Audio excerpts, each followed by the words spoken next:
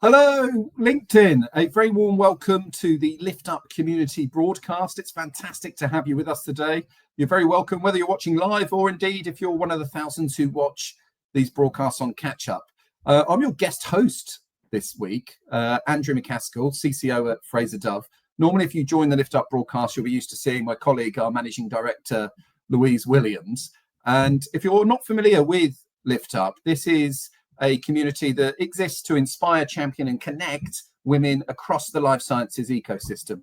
And what my colleagues have been doing with this community over the last couple of years has been really, really impactful. These live broadcasts are always well attended and very insightful. So this week, it's a bit different because this week, it's all about male allyship. So we've got 3 senior male execs from the life science ecosystem coming to share their experiences on leadership, high-performing teams, inclusivity, and hopefully giving you some tips so that you can replicate the same. The format for this is really simple. We've got lots of different topics that we're going to cover, but we really like keeping it as interactive as possible. So don't miss the opportunity to get your questions answered, whatever that might be on in the leadership realm. There's a comment section, say hi, let us know you're here. But also if you've got a question, just put a Q and write a question that you'd like me to put to the panel, and I'll put that to them on your behalf as well.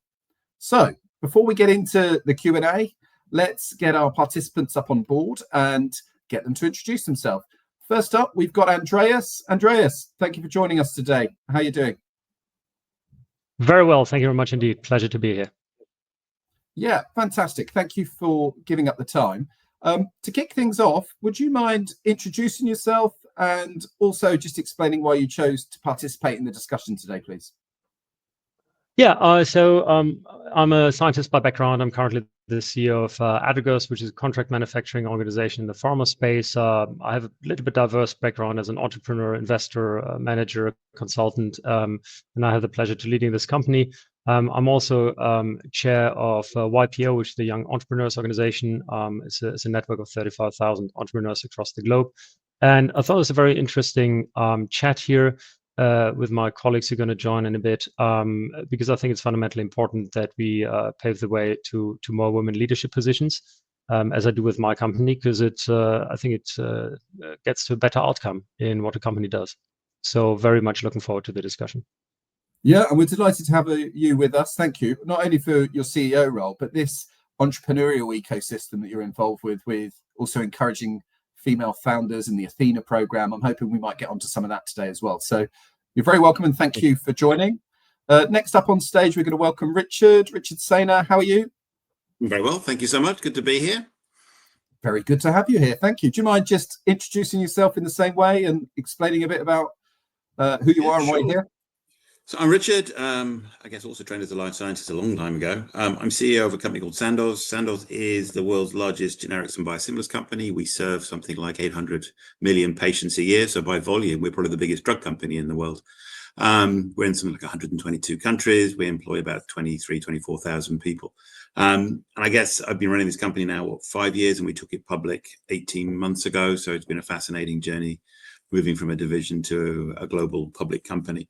And I've always had the pleasure of building and leading and creating diverse teams. I find it far more rewarding and engaging, having teams that are very different, not just in terms of gender, but in terms of thought, different styles of leadership, etc. And I agree, ultimately, it's about how I build the highest performing team we can. And ultimately, the more diverse and the broader the views, the stronger you are as a collective. Absolutely. Very, very well said. And I hope we'll get into some of the how we do that and what some of the benefits are that you've seen in due course. But thank you for giving up your time to join us today. Daniel, we're going to welcome you on stage now as well. Thank you for joining us this afternoon. How are you? Doing very well. Hi, Andrew. Hi, everybody out there. Very excited to join this important event and the chat with my colleagues here.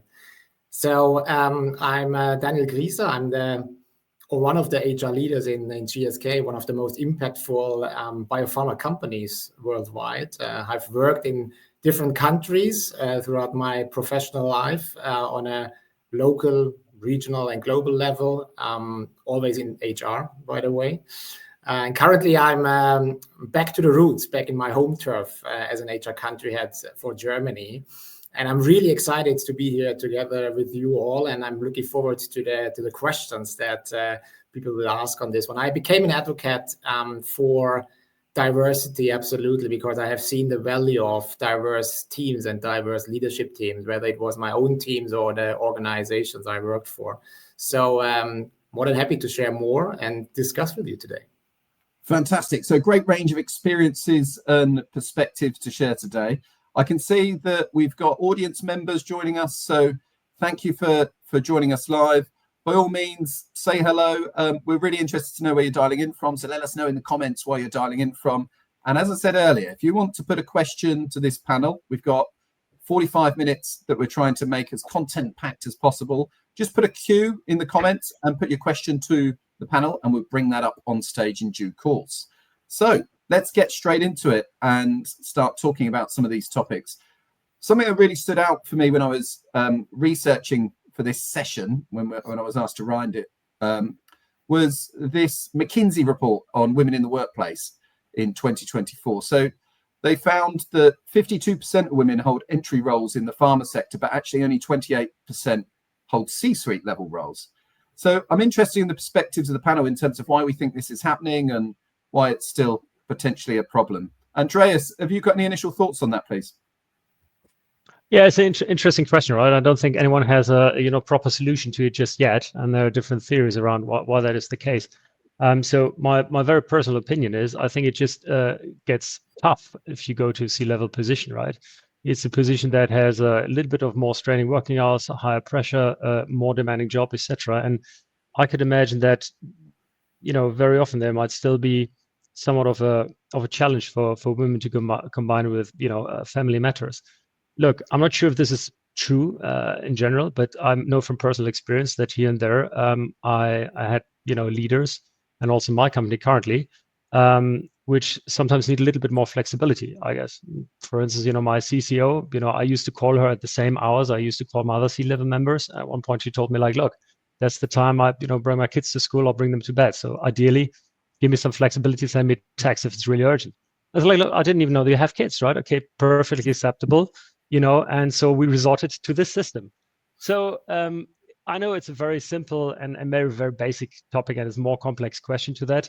But I do believe that we ought to look at maybe, means to make things more flexible to allow the combination of work and life in these roles, which are very demanding. I stop here to let my colleagues throw in some of their views in order to tackle that question. Thank you, Andreas. Yeah, no, thanks for kicking us off. And I think the communication point was a key takeaway there. I'm yet to meet a leadership team that complained their CEO over-communicated. So I think communication is probably the answer to a lot of these things. Richard, when we last spoke, you said that you'd previously managed to create teams in the past that were 70% female, 50%, I think, currently at Sandoz as well, a board level that you were proud of. Love to hear your perspectives, please. I saw that. I mean, look, I lived and worked in Asia for a long time, and I think certainly interesting in Asia, I think the quality of the female leadership actually is very high. So it's relatively easy building senior leadership teams. The team I run now, about 60% of the C-suite are female, and about 40% of the board, which for Switzerland is unusually high. I think we've got the highest proportion of female board members and one of the highest proportion of C-suite. My challenge is slightly different, actually. It's more in the middle part of the organization. On aggregate, I think 52% of our employees are female. But when you look at sort of the middle and senior leaders, but not quite C-suite, that's where we have our biggest challenge. It is attracting, retaining, promoting female leaders. And I'm not quite sure what the solution is. Funny enough, we had this debate at the executive team today about what we need to do to change it. I've put incentives in place to drive that behavioral change. We're thinking about making sort of making sure we have diverse panels and diverse slates. So there are some practical things to do, but certainly I wouldn't say we've got it cracked. So there's definitely some work we need to do more in the middle part of the organization, which is interesting. So I guess understand the McKinsey study, but not a challenge I'm facing today, but more different parts of the organization. Absolutely. No, thank you. That is interesting, because if we don't resolve that in the middle, then maintaining the current good blend you have at the top is going to be very difficult, obviously, as people feed through. Daniel, love to hear about some of the programs that you've been running at GSK to try and help solve this challenge. Yeah, absolutely. And I think, first of all, I think we need to and can acknowledge that progress has been made, but there is much more to be done, right? And I think I go back to Andreas' point. For me, of course, it's still about kind of making sure we get rid of kind of persistent biases and stereotypes. But the most important point here for me is kind of the systemic challenges we have. Andreas mentioned one of them. I think for me, it's really important that, and here we can really kind of impact as allies to make sure we are advocating for equal policies, right? Which is flexible working hours, kind of caregiver leaves, unbiased recruitment processes, and equal pay policies. I think that is something that I have seen in my company in GSK definitely making a big difference. We have 50% of our managerial roles being filled with females and female talents, which is, I think, a great achievement. And I think that the biggest lever we have seen is really making sure that we have a kind of a level playing field kind of for all employees and see really how they can all thrive, and making sure that we have the flexible kind of working conditions for all of them to kind of do their best.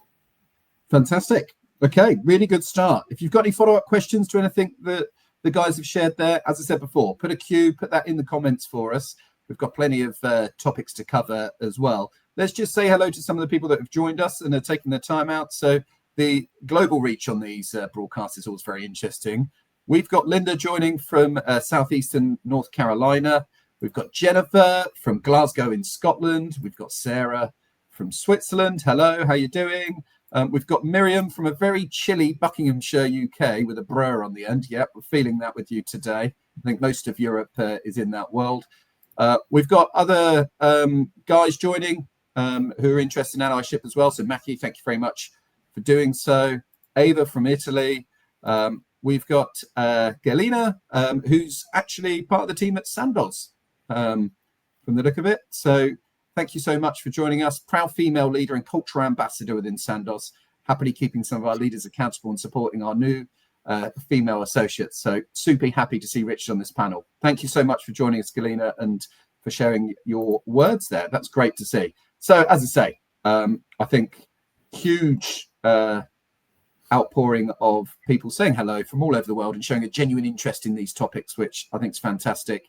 Hello to Ilam as well, who has previously been on one of the lift ups and is the founder of Women on Stage in Switzerland. So you're very welcome to join us as well. Thank you. Let's get on to our next topic then and see what we can do. So a lot of you spoke about, inclusivity and communication and understanding, people's circumstances. But I wonder what other ideas people have got around how we can be more inclusive of women in leadership, and perhaps just examples of your own career experiences of how you've done that. Are you happy to kick us off on that one, please, Richard? Yeah, look, I think a few things, and we've touched on it. I think sponsorship is key. It's certainly been key for my career. And I think it's true for anybody, but also for giving a safe space for female leaders and helping them. The other thing I invariably do is, a sponsor is helpful, or a coach, or however you want to describe it, is to put people into situations where they may not put themselves. Naturally, people want to be confident they can do 100% of a job. And definitely, I think having someone who helps you perhaps take a step into a role or take challenge and support you, so that, invariably those are the roles that you learn the most, but sometimes it can be quite daunting. So you have that. I mean, we're running a number of programs. We have a female mentorship program. We're looking at developing female leaders and coaching. And I've got a network that we're running to do that. We have COBs in a number of the markets and functions to broaden that and discussion and drive examples.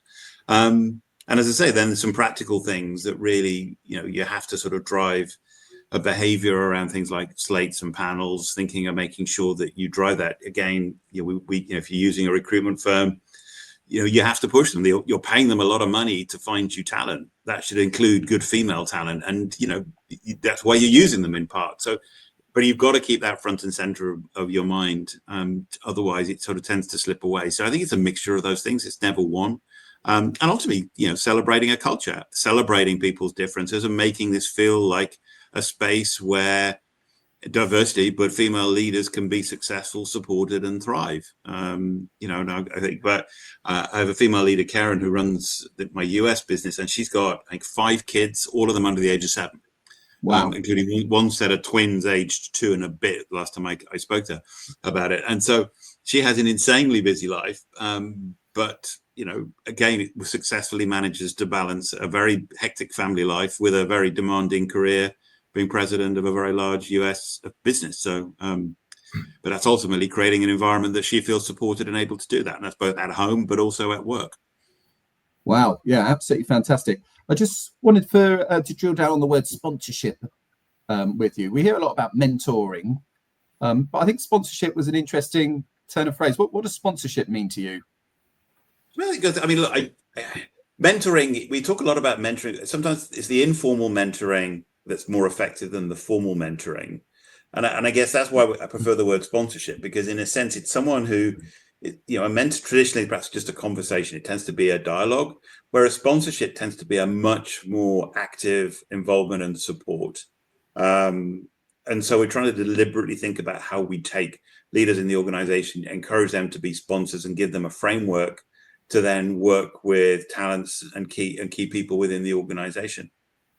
Love it. Yeah. It kind of makes me think about the difference between empathy and compassion, in terms of empathy is understanding the problem, whereas compassion is actually doing something about it. So yeah, lovely turn of phrase, sponsorship. I like that. Daniel, talk to us about your views in terms of what else we can be doing. You mentioned some great things already, but what else springs to mind if there's people who are looking to improve their inclusivity? What can we be doing practically to get better results? I think 3 things, starting with a personal example, maybe. So more than 70% of my current team are not working full-time, right? They're working part-time, and would potentially the business leader they are working with wish that they are there full-time and the full week and always available, potentially. But actually it's working and it's impactful, right? And for me, it's very important that we are mindful of kind of our employee circumstance and then how can they really work best, and not really looking into input and when they are working, but really kind of how the impact they can create. And I think I can definitely say that this is something which is really, really working for us here.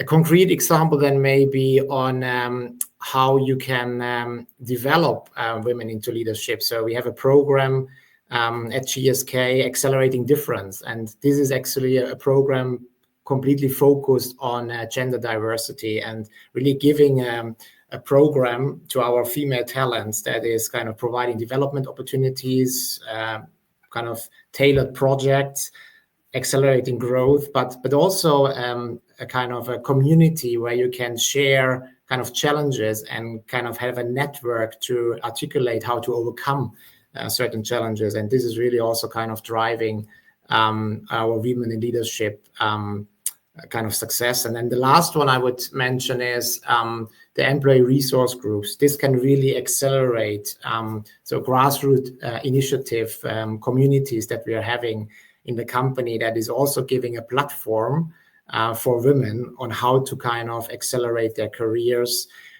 share experiences, and also support each other. And this has to kind of be proven to really be a kind of a trailblazer and accelerating kind of the diversity agenda we have at GSK. Lovely. Thank you very much indeed. Very, very well said. Andreas, any builds on what the other gents have said? No, I think I just wanted to point out maybe the recipe, so to call it, might be different, whether you a very large company, like my 2 colleagues here are from large organizations, or smaller company like myself. So we've got like some 1,400 people around the globe. So it's a mosquito compared to the class of what Richard is leading, for instance, being the number 1 in his segment. So as such, I built the company up from zero, basically. So at all points, it was very much driven through culture. And I very much encourage, I love diversity of opinion. Matter of fact, I always have this mantra, like the intern could tell me, Andreas, that is a shit idea, pardon my French. And I'll be very curious to see why. And I think having members of a different background, having, open discourse is extremely important. And I did hire my direct reports and their direct reports in turn on that premise. Now, that works in a smaller company. If you have a ginormous tanker, such as my 2 colleagues are running here, I think you need to have a more structured approach for that. And, some examples were given here. I think what's important here is that it's not leading to, I think, sort of like, like a policy or quotas, right? Because I think that is potentially a little troublesome, because that probably would mean it's not based on merit. So to me, it's really all about, there has to be equality of opportunity, right? And we should make sure that everybody can step forward and grab a role and go in this leadership position and be encouraged for it, as opposed to like equality of outcome. So we'll never have like a quota. But I'm working on, for instance, like driving the percentage of female leaders up, right? I'm trailing a little bit. I think I got 49% females in the entire company. Only 30% in senior leadership roles. So that's lower than, in my colleagues here mentioned, and there's still some way to go. And as my company grows, maybe I need to switch over to implement some more formal measures and structures to ensure that. At the moment, it's culture. I love the bit about cognitive diversity and the fact that you're happy to be called out by the intern. That's lovely. And as one private... Yes, have a good reason afterwards. But yeah. Are they still with you? Oh, no, and they're very outspoken. Trust me on that. Everyone's pretty, very rough with me. That sounds fair. I'm sure you hold your own. And cognitive diversity is the game, as you say. As one private equity partner explained to me, echo chambers don't scale, and I think that's what we're all trying to achieve, is that fresh thought and that innovation. Jennifer's asking an interesting point here in the chat. As Richard alluded to earlier, we're in the search world, and of course we're delivering diverse slates for the searches that we're running. That's what we're being paid for. It's far easier in some areas than in others. When you start getting into tech ops and site leadership and quality in some of these areas within the life sciences, it becomes more tricky. And Jennifer's asking, could one solution to that to be actually, for pharma companies to consider recruiting from outside the industry, which would bring cognitive diversity, but potentially some skills and language gaps in terms of the technicalities. So, Richard, is that something you've considered or proactively done? What's your thoughts on that? Yeah, look, I mean, my CFO's from Lufthansa, so I guess he's a he, but he's definitely that. And if you look at our board, actually, none of our board are from the generics or pure generics industry. So there's a couple from the pharma industry, but the rest are. I've got a board member who's on the board of NVIDIA, Four Seasons, Procter & Coleman, Unilever, and a bunch of other, Swisscom. So absolutely. I mean, there are roles. This is a regulated industry. My head of development, who's a female, she came from a competitor, but she knows it. I mean, it will be hard for me to hire somebody in a technical field like that isn't. But I've not really had a big challenge of finding female talent, certainly at a senior level. I think the comment about culture is so important. I think it's probably the most important thing. For those who know me, and thank you for the comments, Galina. I left Sandoz before. I worked for Sandoz 15 years ago and actually went to GSK and had a great time at GSK. I had a very happy time living in Asia, building diverse teams. But I left Sandoz the first time because I hated the place. I thought the culture was very male, very alpha, very toxic, perform or fire. And I really resented it. And so I had a very, very happy time. Never expected to leave leave GSK. And then I got a phone call one day to come back. And I thought, well, I'd be a bit of a hypocrite if I didn't, try and take the role and try and change the culture. But everything really boils down to the culture, about diversity, openness, having an honest conversation, the intern telling you that it's bullshit, and not taking yourself too seriously, and ultimately treating people like human beings. And I think that, to me, is the most important thing. Yes, I do a different job, but I'm still got the same problems. I'm still a dad. I still have the same issues. But how do you treat people how you want to be treated, and just be yourself? Lovely. And I think Galina's really articulated this nicely in terms of what she's saying is that at the heart of all this is role modeling and encouraging a collaborative and human-centric leadership approach, because that creates I think naturally women leaders, for whatever reason, have a bias or an ability to do that. And I think you end up with a naturally more diversity in terms of thinking, but also diversity in terms of emotion, which is so important. Absolutely right. Daniel, have you looked outside of industry as a way to potentially hire in people to address some of this? I'm not sure if Daniel's frozen, actually. Andreas, is it something you've considered? Oh, absolutely, and I have. To be fair, odd things. So, for instance, and one of the guys in my M&A team, which is like very financial driven type of thing, he used to be a nurse, and he's now doing a killing there, and vice versa. I think sometimes bring people from the outside. I do it specifically because you have the advantage of the fresh pair of eyes, right? And you look at topics without any baggage, right? And maybe you see something that other people who've been too long in it don't see anymore, right? It's I think it goes for any industry, right? That advantage from the outsider coming in and so like challenging the common belief and stuff like that is very true. And it's quite enjoyable, to be fair, when someone comes over and says like, hey, why you do it like that? And you go, your initial reflex would be, yeah, because, and then you think like, yeah, actually, maybe it's a fair question, right? Yeah, it's because it's how we've always done it type stuff that gets called out very nicely. And this is the stereotypical thing, but it is true. It is true. And I think if you can incorporate it in a meaningful way in the problem solving with the teams, etc., it can be very powerful, right? So yeah, absolutely support all that. Yeah, Miriam said women leaders definitely help bring the emotional dynamics and authenticity into the workplace, as long as they're not trying to be alpha.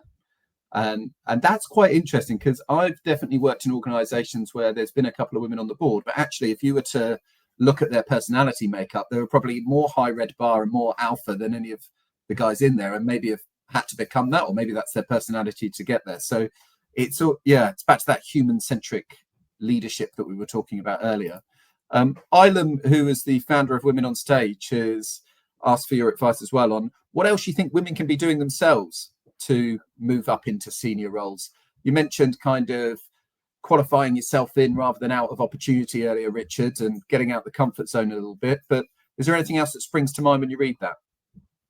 I think probably that more than anything else. I think, I think about the female leaders, I'll give you Karen's example. I mean, the biggest team she'd run before I put her in the US, and she didn't apply for it, was 5 people. Now she runs a team of nearly 1,000.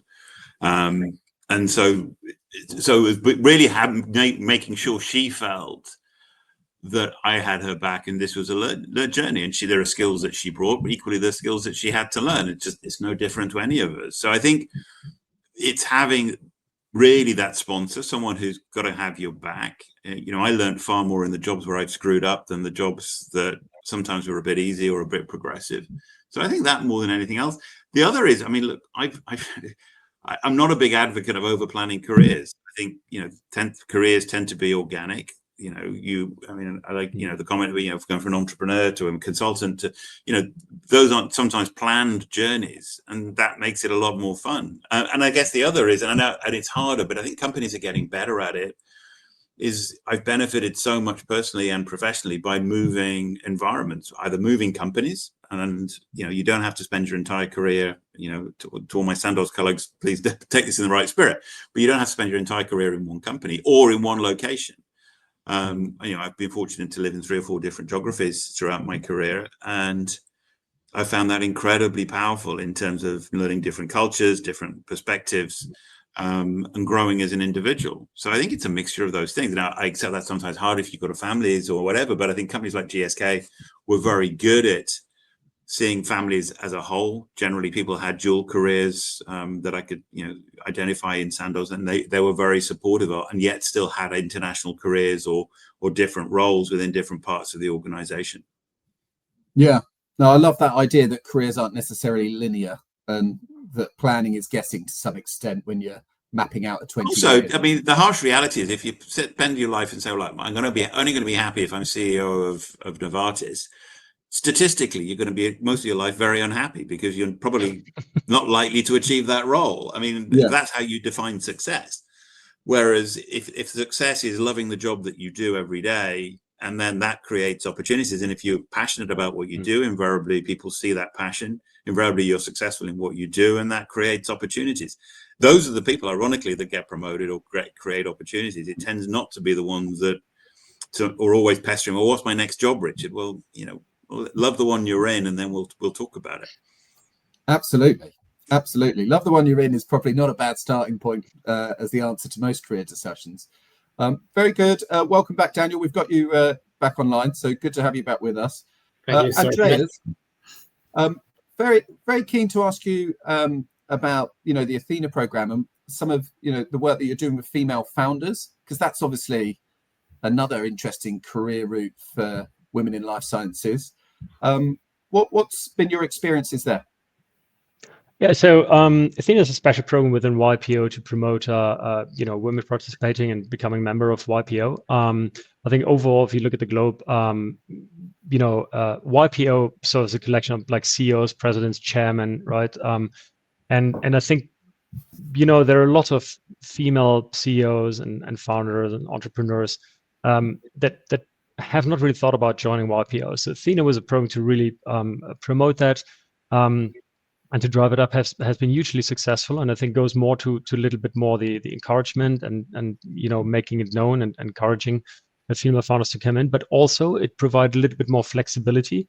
YPO has certain criteria in order to become a member, and there are I don't say different standards, but more flexibility for women to become members. And I think the core reason is I think women have a tricky thing going because they need to figure out much more stuff early in life than men do, right? You tend to figure out first, family until a certain age. A man probably has like 10 years more runtime, for instance, I could imagine, right? And so clearly combining all of that and running a company, etc. So maybe, it's called Young Entrepreneurs Organization, but if a woman of like 46, 47 thinks, can I still join, right? So there's encouragement on doing that. Again, it has been very successful and it's much appreciated by the members because nobody wants to be in a boys' club, like really. So, we have events and it's all because, YPO is about becoming better leaders, better human beings. It's hugely beneficial to have somewhat of an equal distribution of the genders there. Fantastic. And maybe one point, it differs a little bit by geography. I think. I would need to look at the specific stats, but overall, it's a global program, and I can only recommend anyone watching this, who's a founder, CEO, entrepreneur, the president, to think about joining, if I may promote. You absolutely can, and to my marketing team that are watching, please get a link for the organisation and drop it in the comments so that people send me a link. I'm in. Yeah, there you go. Sold. We've got one new member signed up, Andreas. Well done.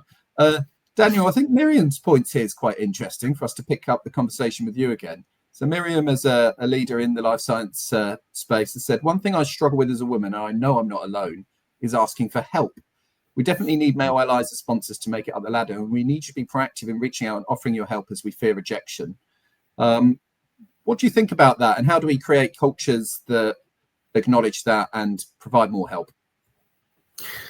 No, absolutely. I can definitely relate to that. So I think a couple of things have already been mentioned, right? There is kind of, in my experience, a lot of kind of men allies that are kind of more and more jumping on the ship and really kind of seeing the value of diversity. And I think kind of this theme of kind of it's to the disadvantage of men, I think hopefully that is kind of gradually also going away as we are seeing kind of the real value of diversity. So that's the third thing. Mentorship is a very important one.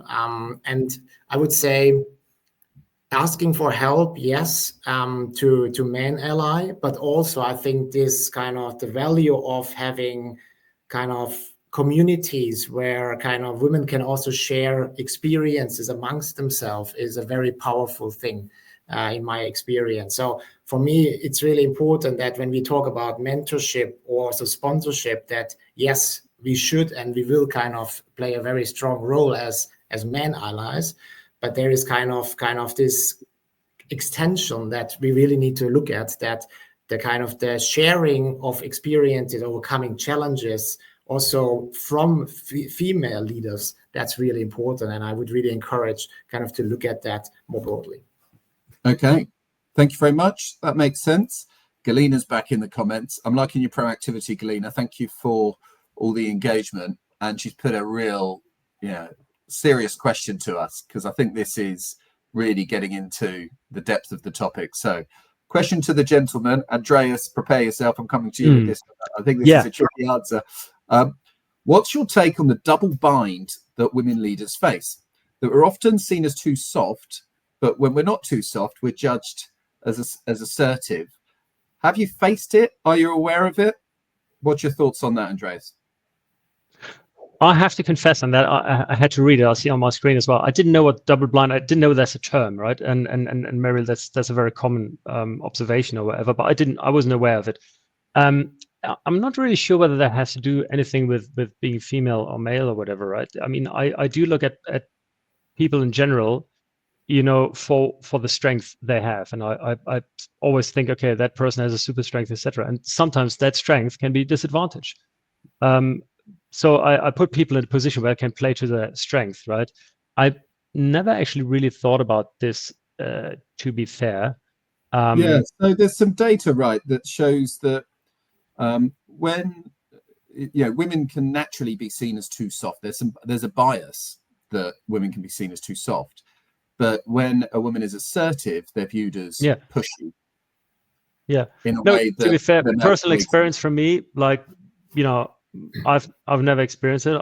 I don't think it's a thing, at least in my company, I would hope. But again, since that's even like an official term for it, I suppose it is a real thing that happens somewhere in the world, right? Just not based on my own experience, I have to say. Have you come across it, Daniel? Is this something you're aware of? Yeah, I had quite a few discussions on this one, and my perspective is, again, this is really about diversity and about diversity of styles, right? Beyond gender, and I think there is a real value of kind of not turning kind of women into men and their characteristics, right? But really seeing the value of the difference and making sure kind of people can thrive in a culture that really is inclusive and appreciates different styles. That's my first point. And the second point comes back to the comment that the colleague made earlier, kind of ask for help, ask for development and support, and ask for proper compensation, and again, kind of development programs.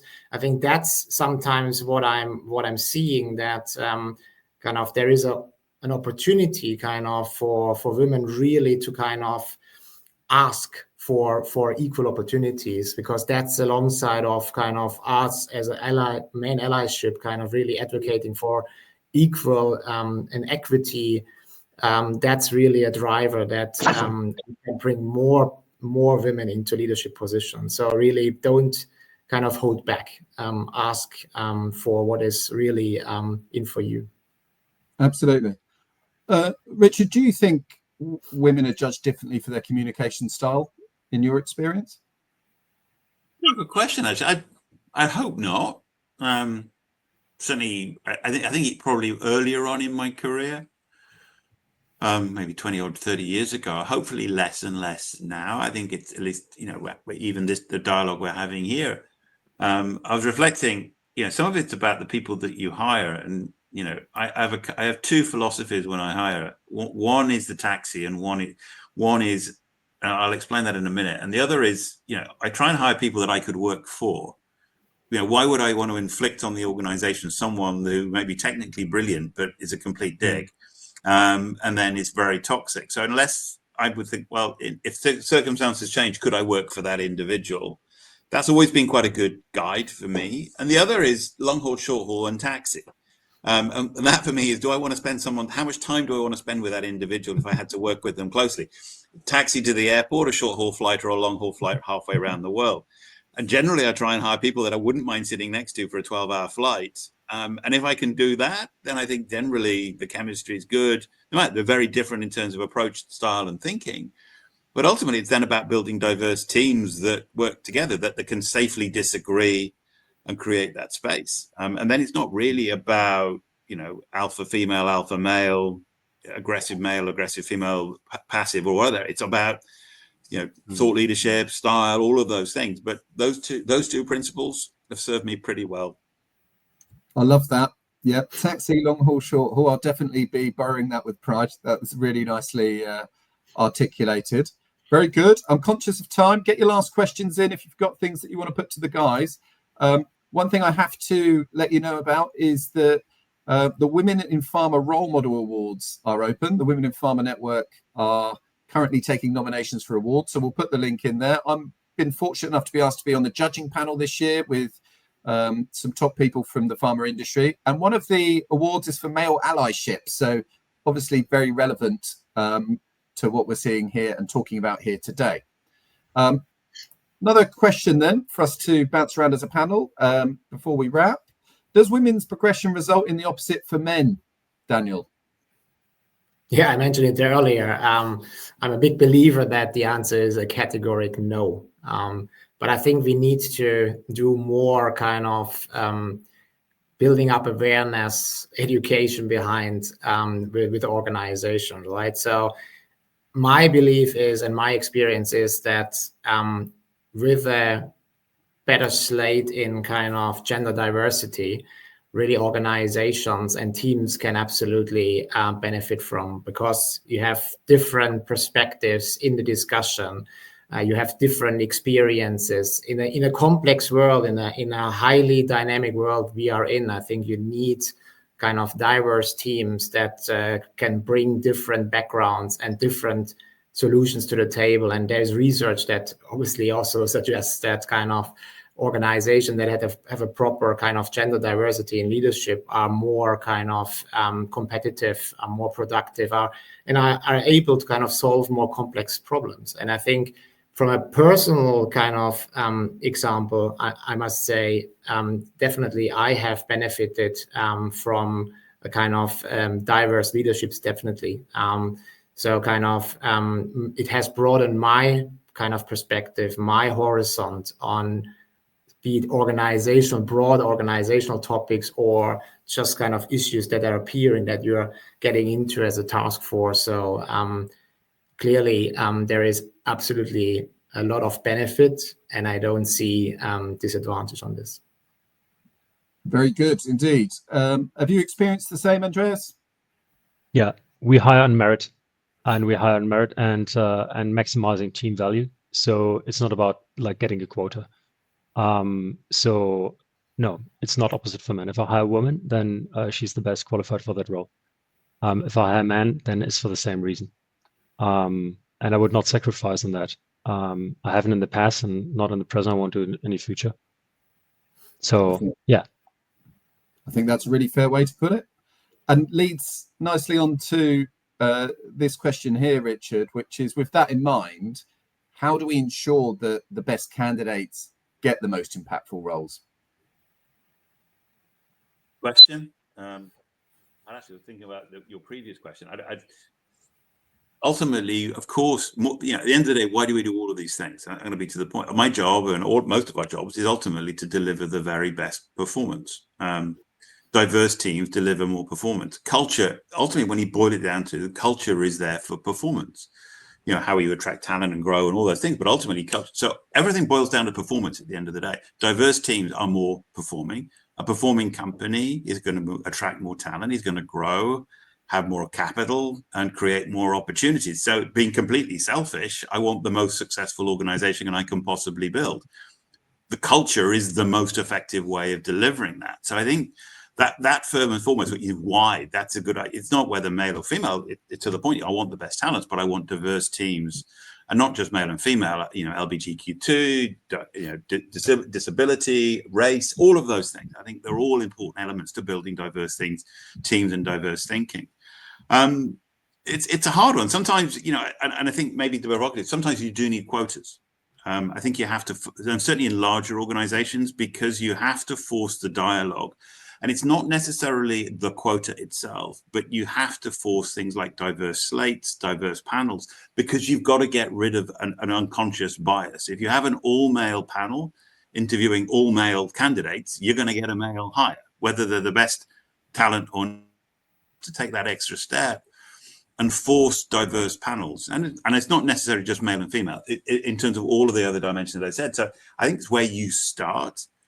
Best, unfortunately, that's subjective. I mean, fine if you're hiring for technical skills, but best is also equally the soft skills. And that's then, that's a much harder one to judge sometimes. Absolutely. I'm conscious of time. We've hit our 45 minutes. I think we've covered some really, really good ground there. And I think just to close off, thank you, everybody in the audience. Thank you for watching and catch up. Please continue to share comments and connect with each other. But I think even the fact that a session like this is happening now, I can't imagine that this would have happened in the past, where you'd have got senior male leaders in positions of power talking about inclusivity in this way and putting their time into it. So just a huge thank you to all three of you for investing the time to share your experiences and your insights today. Big thanks to the Lift Up community for putting on the session, and to my colleagues at Fraser Dove for everything they're doing to continue to keep this topic high on the agenda.